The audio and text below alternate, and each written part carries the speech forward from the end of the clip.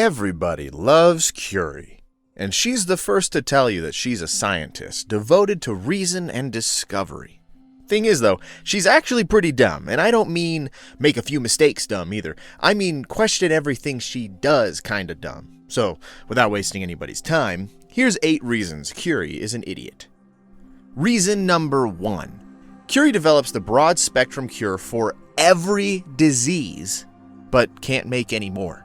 When you first meet Curie and decide to let her go, she says, I entrust you with the broad-spectrum cure I developed. Be advised, there is only 1 dose left, and I can no longer make any more.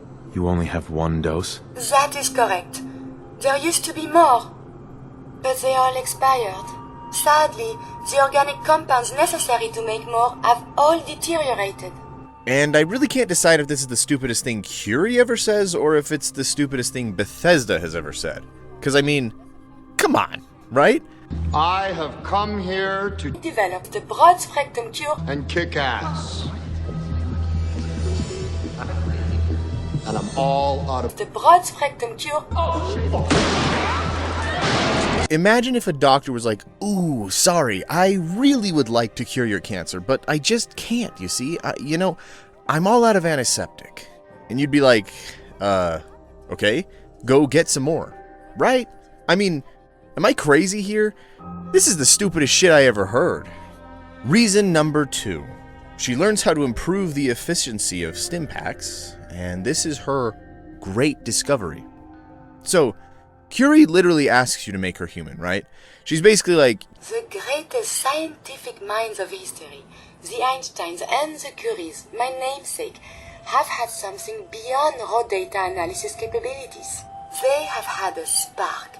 This elusive inspiration is something I must possess. I must become human, or as close as I can.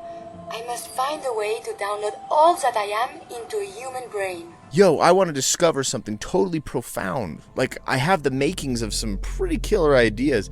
I just need the body to get them out of me. And you believe her. Because, as we discussed, she literally invented something that cures any and all diseases. And so you literally create life, like Dr. Frankenstein. I mean, seriously, think about this. You make a kind of life that has never been seen before, and probably will never be seen again. And, what does she use it for? I beg to become a saint for a reason, for science, to be able to make real progress in studying the medical arts. I have had a breakthrough.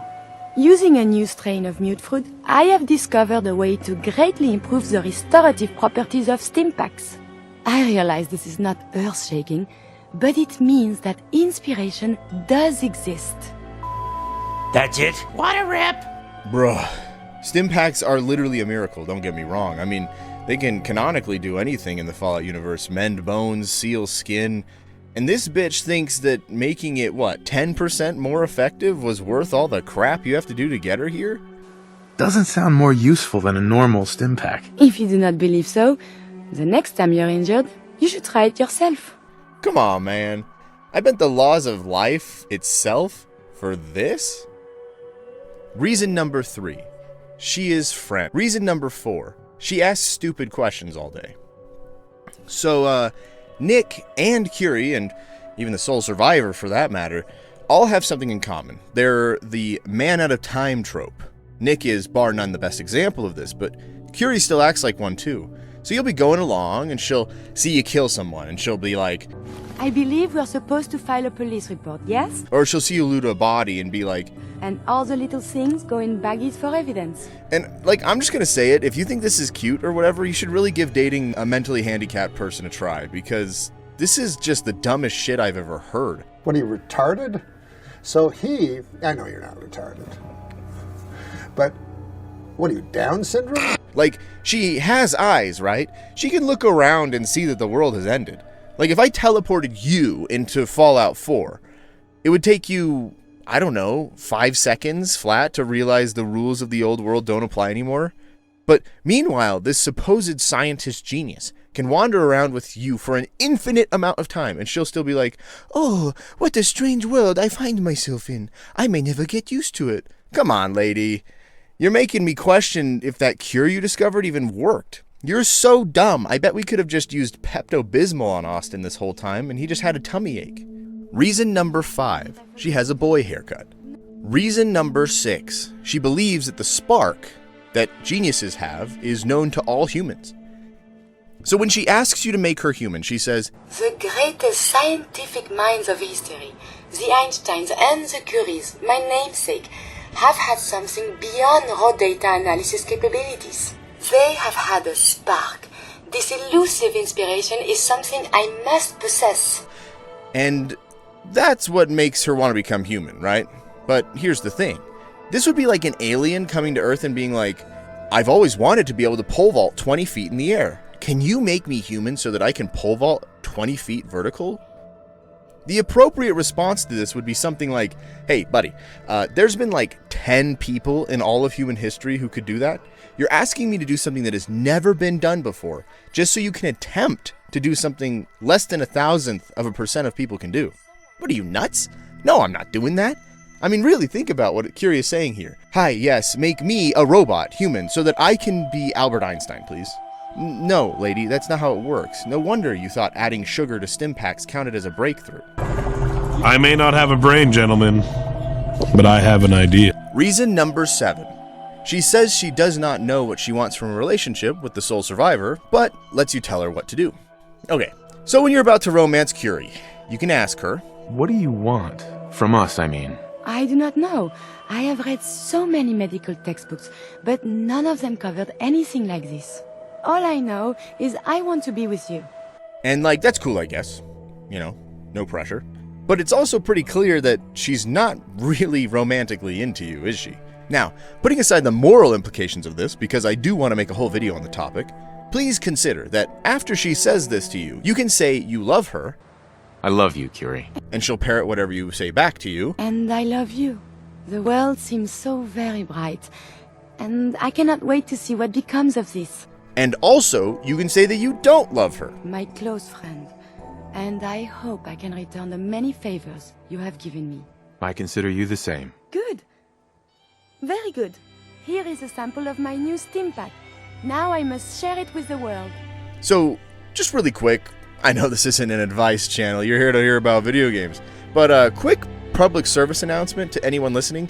If you aren't sure how you feel about someone, don't just write it out saying whatever you think they want to hear, or repeating whatever they say back to them. Even if they are the main character of a video game, just say it. Say what you feel. How come? Tell me why! Say it! Say it! I get it. Curie is inexperienced, but this little relationship you make with her is likely to either end in a breakup when she's been alive for, I don't know, more than 5 minutes, or else she's going to stay with you forever without taking the time to decide what she actually wants. It's mostly your fault, don't get me wrong, but this is still a stupid thing to do even if you lack experience. You could read someone else's experience. Reason number 8. Curie is ride or die for people who would absolutely kill her.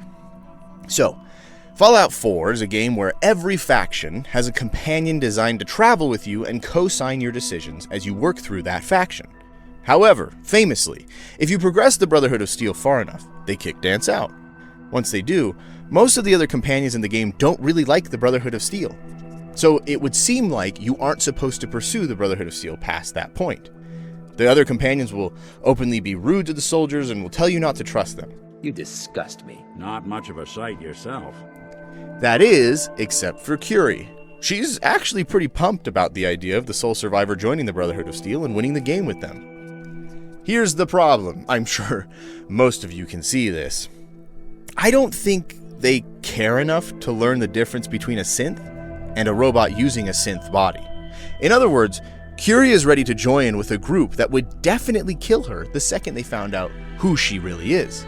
So if Curie wanted to be safe, she probably shouldn't choose the only faction in the game who would openly murder her. And there you have it, folks. 8 valid criticisms that Curie, the scientist genius robot, is actually an idiot. If you liked what you saw here, watch some of my other videos I've made like this. I make a new Fallout video every week on here, and so if you like Fallout, you should probably subscribe. But either way, I hope to see you all again, and until next time, I'll see you around.